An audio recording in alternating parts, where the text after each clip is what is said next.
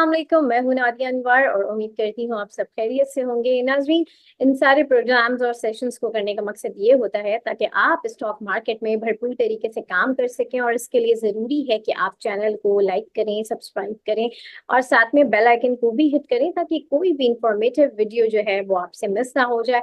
और इसके साथ ही साथ आप इसको शेयर भी कर सकते हैं उनके साथ जो लोग स्टॉक मार्केट से रिलेटेड हैं, ताकि वो भी भरपूर फायदा उठा सकें। और इसके साथ ही साथ डिस्क्रिप्शन में व्हाट्सएप लिंक है, आप वो भी ज्वाइन कर सकते हैं। और जो है ताकि आप टाइमली हर चीज़ से अपडेटेड रहें। और साथ में ही साथ आप अगर हमारे इस लाइव सेशन का हिस्सा बनना चाहते हैं तो वो भी आप जो है ग्रुप ज्वाइन करके कर सकते हैं बिल्कुल। और इसके साथ ही साथ पीएसएमयू का जो है जो प्रीमियम ग्रुप की जो सर्विसेज है जो लोग लेना चाहते हैं तो आप वो भी जो है ले सकते हैं। नाजरीन, आज हमारे साथ जो गेस्ट मौजूद हैं उनके हवाले से मैं आपको बताती चलूँ। फर्स्ट टाइम वैसे तो हमारा मेरा उनके साथ इंटरेक्शन रहता ही है, और जो है ज़ाहिर है हमारे चैनल का भी रहता है। लेकिन ये कि फर्स्ट टाइम जो है वो पीएसएमयू के प्लेटफॉर्म पे आए हैं। और जो है बड़ी रिक्वेस्ट मैंने उनसे की थी कि आप आएँ और आके जो है जो आपकी जो नॉलेज है जो वो आप सिर्फ हमसे शेयर करते हैं, आके हमारे नाजरीन से भी शेयर करें ताकि उन्हें भी जो है फायदा हो। जी हाँ, आज हमारे साथ मौजूद हैं एपेक्स सिक्योरिटीज से इनका ताल्लुक है। मैं बात कर रही हूँ शेख अब्दुल राफे साहब की। आज वो फर्स्ट टाइम जो है पीएसएमयू के प्लेटफॉर्म में आए हैं, तो उन्हें वेलकम करते हैं और उनसे बातचीत का सिलसिला आगे बढ़ाते हैं। चलेंगे। अस्सलाम वालेकुम सर। वालेकुम सलाम नादिया, मैं ठीक। आप बताइए, क्या हाल है? खैरियत से जी अल्हम्दुलिल्लाह सर, मैं बिल्कुल ठीक हूँ। आप कैसे हैं? है? बस अल्हम्दुलिल्लाह, अल्लाह का शुक्र है। Thank you so much sir आपके टाइम का।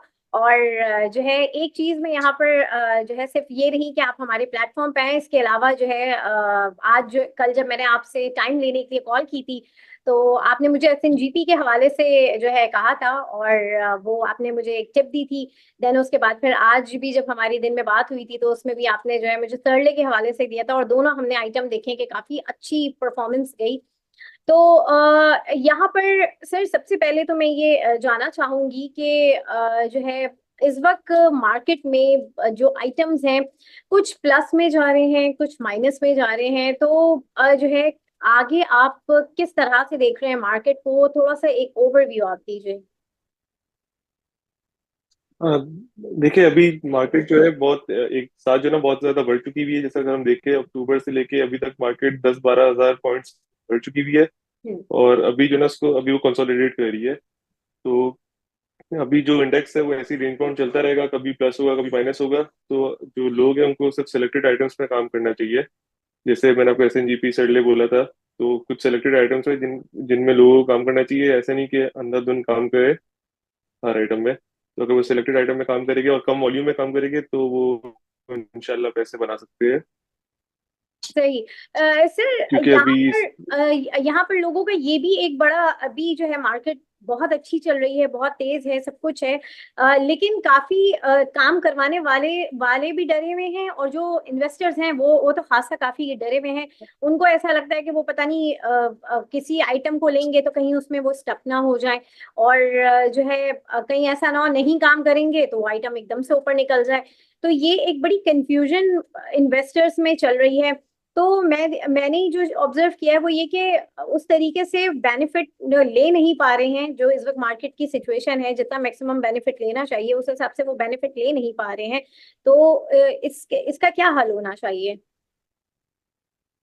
बिल्कुल आप सही बात करिए। सारे जो इन्वेस्टर्स है वो डरे हुए हैं। क्योंकि जैसे मैंने आपको बोला कि इंडेक्स एक साथ इतना बढ़ चुका है with in a short period of time. तो जो जितने भी इन्वेस्टर्स है वो जो ना पैसे निकाल के बैठे हुए हैं, वेटिंग फॉर अ करेक्शन। मगर मसला ये है कि अभी जैसे एकदम से इतने ज्यादा इंटरेस्ट रेट गिरे हैं तो म्यूचुअल फंड्स आके जो ना बाइंग कर रहे हैं मार्केट में। उसकी वजह से ना जितने भी ब्लू चिप स्टॉक्स है, डिविडेंड पेइंग स्टॉक्स, जैसे ऑयल एंड गैस सेक्टर हो गया, एफएफसी हो गया, इनकी जो प्राइसेस है बहुत ज्यादा बढ़ चुकी हुई है। तो वो देखते हुए जो ना जो करेक्शन का वेट कर रहे थे इन्वेस्टर्स, उनको फोमो भी हो रहा है, फेयर ऑफ मिसिंग आउट। कि उनको फिर होता है कि जनाब ये स्टॉक इतना बढ़ गया है और हमने इससे कुछ एडवांटेज नहीं ले पाए। और कुछ कुछ लोग ऐसे भी है कि जो ना वो फोमो की वजह से पैसे डाल देते हैं और फिर जो ना वो स्टक हो जाते हैं। जैसे जिसने ओजीडीसी 203 में लिया, अभी ओजीडीसी 190 का हो गया है। तो 13 रुपये माइनस हो गई उनकी इन्वेस्टमेंट, और वो बैठे हुए हैं, उनके पैसे ही ब्लॉक हो गए। तो इसलिए जो ना आपको बस अभी जो टाइम है पेशेंस का है, कि आप कम वॉल्यूम में काम करें, सेलेक्टेड आइटम्स पे काम करें, और दिमाग से काम करें और पेशेंस से काम करें। तो इंशाल्लाह जब करेक्शन आएगी तो आपके पास अगर पैसे साइड पे होंगे तो आप जो ना आइटम्स खरीद सकते हैं, सिलेक्टेड आइटम्स। सही। सर, अगर मैं सेक्टर वाइज अगर मैं जाना चाहूँ तो इस वक्त हमने देखा कि हर सेक्टर में कुछ ना कुछ मूवमेंट हमें नजर ही आई। वो सेक्टर्स भी चल पड़े जो सेक्टर्स काफी टाइम से जो है वो नहीं चल रहे थे। तो जरा सेक्टर वाइज थोड़ा सा बताइए कि किस सेक्टर में कितनी पोटेंशियल है। अगर मैं ये सीमेंट सीमेंट ने भी बड़ा अच्छा परफॉर्म किया। जो एक हम जो बिल्कुल। वेट कर रहे थे, monetary policy, interest rate deduct हुआ, काफी कर लिया। अब आगे सीमेंट और स्टील सेक्टर को आप कैसा देख रहे हैं? इस बार क्या करना चाहिए, उसमें कितना पोटेंशियल है? और जो है इसके साथ ही साथ रिफाइनरी सेक्टर के ऊपर भी आप जरा सा जो है बताइए कि इस वक्त रिफाइनरी में आप कैसा देख रहे हैं? अ, देखिए, सीमेंट और स्टील तो इन लोगों ने अल्हम्दुलिल्लाह बहुत अच्छा परफॉर्म किया, और आगे भी अभी इनका एक्सपेक्टेड है कि अभी परफॉर्म करेंगे। अभी जो सीमेंट सेक्टर हम देख रहे हैं कि जो ना मतलब उस पे इतना इतना इतना वॉल्यूम और काम नहीं हो रहा, वो इसलिए क्योंकि एक साथ वो इतना इतना ज्यादा बढ़ चुके हैं ना, तो अभी ये लोग भी जो ना मतलब अभी कूल डाउन फेज में है। तो थोड़े अरसे बाद ये लोग वापस से इनकी रैली चलेगी, और सीमेंट सेक्टर फिर से परफॉर्म करेगा। सेम विद स्टील सेक्टर, लेकिन रिलेटिवली अगर हम कंपेयर करें, अगर हम किसी इन्वेस्टर को पैसा लगाना हो तो मेरे हिसाब से उनको सीमेंट सेक्टर में पैसा लगाना चाहिए, क्योंकि ये इन सब ने जो ना 2017 में एक्सपेंशन की थी, और वो सारे जो ना बैंक से लोन लेके की थी, और अब जब इंटरेस्ट रेट घट रही है तो इनकी फाइनेंस कॉस्ट भी कम हो रही है, और इनकी जो सीमेंट की जो सेल्स है और डिमांड है वो भी इंक्रीज हो रही है। जैसे जैसे ना इंटरेस्ट रेट कम हो रहा है और इकोनॉमी जो है ना इम्प्रूव हो रही है, इकोनॉमिक कंडीशन हमारी। तो इसलिए जो ना मुझे लगता है कि अगर हम दोनों को कंपेयर करें तो सीमेंट सेक्टर जो है ना आगे जाके और अच्छा परफॉर्म करेगा कंपेयर टू स्टील सेक्टर। तो इन्वेस्टर्स को उनमें पैसा लगाना चाहिए। और जहाँ तक रिफाइनरी की बात है, रिफाइनरी अभी जैसे हमने देखा कि अटक रिफाइनरी जो तकरीबन 1 से 1.5 महीने पहले 300 के आसपास थी, अभी 530 टच किया उसने। तो रिफाइनरीज ने भी अच्छा परफॉर्म किया है। इनमें सबसे अच्छा अटक रिफाइनरी ने किया है। तो रिफाइनरीज का भी चक्कर ये है कि इनकी जो है ना अभी एक डील होनी है गवर्नमेंट के साथ, तो वो भी रुकी हुई है। तो जैसे वो डील हो जाती है तो इनकी जो है ना परफॉर्मेंस और अच्छी हो जाएगी, लेकिन अभी जैसे इनके जो अटक रिफाइनरी और नेचुरल रिफाइनरी है, इनकी जो है ना कुछ कंसर्न्स है गवर्नमेंट से सेल्स टैक्स एग्जेम्पशंस को लेकर। तो जब तक वो रिजॉल्व नहीं होती ना, तो ये रिफाइनरीज अपनी जगह पे रहेगी। लेकिन अगर आपको काम करना होगा रिफाइनरीज में, तो मेरे हिसाब से आपको जो ना पीआरएल में काम करना चाहिए। क्योंकि अगर डील नेशनल रिफाइनरी और अटक रिफाइनरी की जो रिजर्वेशन है वो पीआरएल की नहीं है। तो कुछ होना हो, पीआरएल ये डील साइन करेगी और जो ना अपनी रिफाइनरी अपग्रेड करेगी। सही। और इसके साथ साथ इसमें ना चाइनीज इंटरेस्ट भी है पीआरएल में। अच्छा।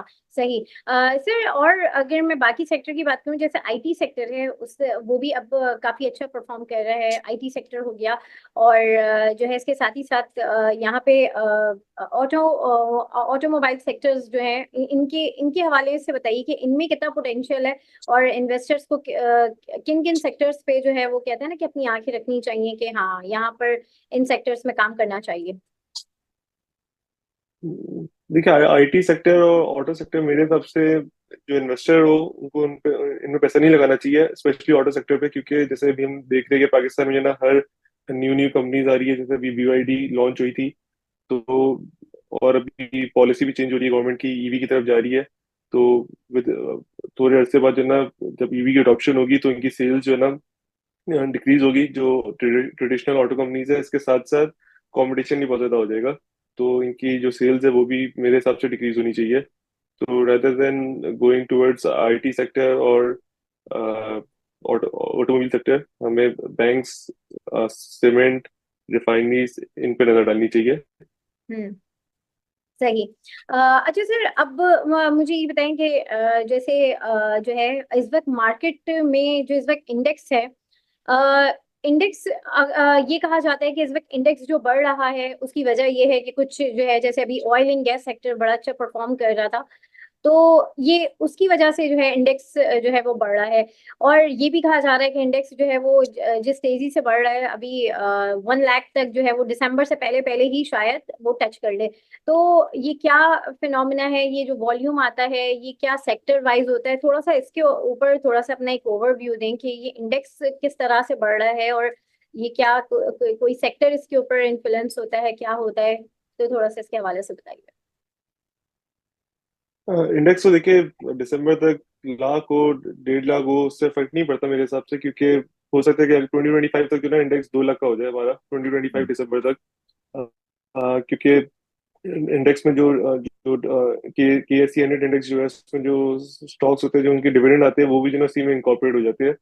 तो उसकी वजह से ना इंडेक्स अगर अगर ये जो आइटम्स है अगर इनकी प्राइस यही रही 1 साल तक, तब भी हम्म। जो ना हमारा इंडेक्स इंक्रीज हो जाएगा थोड़ा सा, क्योंकि जो डिविडेंड देगी कंपनी उसकी उसकी वजह से ना इंडेक्स के पॉइंट्स इंक्रीज हो जाते हैं। तो उससे फर्क नहीं पड़ता, लेकिन हाँ जैसे आपने अभी कहा कि इंडेक्स हमारा जो इतनी स्पीड से बढ़ रहा है वो बिल्कुल जो ब्लू चिप स्टॉक्स पे जो म्यूचुअल फंड से माइन की थी उसकी वजह से oil and gas sector FFC इनकी इनकी प्राइसेस इनकी स्टॉक प्राइसेस इंक्रीज हुई थी, इसकी वजह से ना इंडेक्स हमारा बढ़ रहा है ऐसा ऐसा।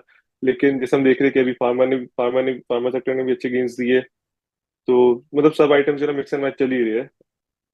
सही। सर अब आज मिड ऑफ द वीक था, वेनेसडे था, तो अब आप नेक्स्ट ये 2 दिन किस तरह से देख रहे हैं, मार्केट कैसी रहेगी, और क्या आप मशवरा देंगे इन्वेस्टर को कि किस तरह से काम करना चाहिए, थोड़ा सा इसके हवाले से बताइए। इस जैसे शुरू के 3 दिन मार्केट रहेगी, मेरे हिसाब से मार्केट ऐसी रहेगी, रेंज बाउंड रहेगी। हम्म। तो उसमें अप्स एंड डाउन आएंगे, तो उसमें आपको बस जो सिलेक्टेड आइटम्स आप उनमें ही काम करें और उनमें आप कम वॉल्यूम में काम करें ताकि आप सेफ रहे। और फ्यूचर मेरे हिसाब से अभी आपको अवॉइड करना चाहिए, या अवॉइड या मिनिमल रखना चाहिए, ताकि जो ना अगर करेक्शन आती है, बिग करेक्शन आती है जो कि एक्सपेक्टेड है कि आनी है, तो आप सेफ रहे। सही। और sir the most wanted question कह लें, और पार्ट ऑफ प्रोग्राम टॉपिक, तो आपकी जो टॉपिक है वो बड़ी अच्छी होती है, जो आप खैर मुझे तो पता चल जाती है, लेकिन आज फर्स्ट टाइम जो है आप हमारे प्लेटफॉर्म से जो है हमारे नाजरीन को जो है जो आपकी टॉपिक्स हैं वो आप बताएं, ताकि जो है हमारे नाजरीन को भी फायदा हो जैसे हमें होता है फायदा। टॉप पिक में अगर आप देखें तो अभी सरले अभी भी इस प्राइस पे भी बहुत अच्छा लगता है। हम्म। पीआरएल अच्छा लगता है। ओके। इसके अलावा अगर आपको पेनी स्टॉक्स में काम करना है तो वेव्स ऐप अच्छा लगता है, लेकिन इसको आप अगर लेके इसकी डिलीवरी रख ले तो हो हम्म। सकता है आपकी जो इन्वेस्टमेंट है वो 1 से 2 महीने में इंशाल्लाह डबल हो जाए। हम्म। सही। बिल्कुल। ये तीन बहुत आइटम्स। शुक्रिया सर राफे आपका। और जो है इंशाल्लाह आपसे जो है हम अगेन जो है आपसे हम राब्ता करेंगे, और जो है बड़ा अच्छा लगा सेशन में, आपने बड़ी अच्छी जो है सारी जो है जो टिप्स थी वो आपने हमसे जो है वो शेयर की। और नाज़रीन यहाँ पर जो है मैं आज सेशन से जो है इजाज़त लूंगी, आप लोगों से इंशाल्लाह फिर मुलाकात होगी, तब तक के लिए अल्लाह हाफिज। Thank you so much sir. अल्लाह हाफिज।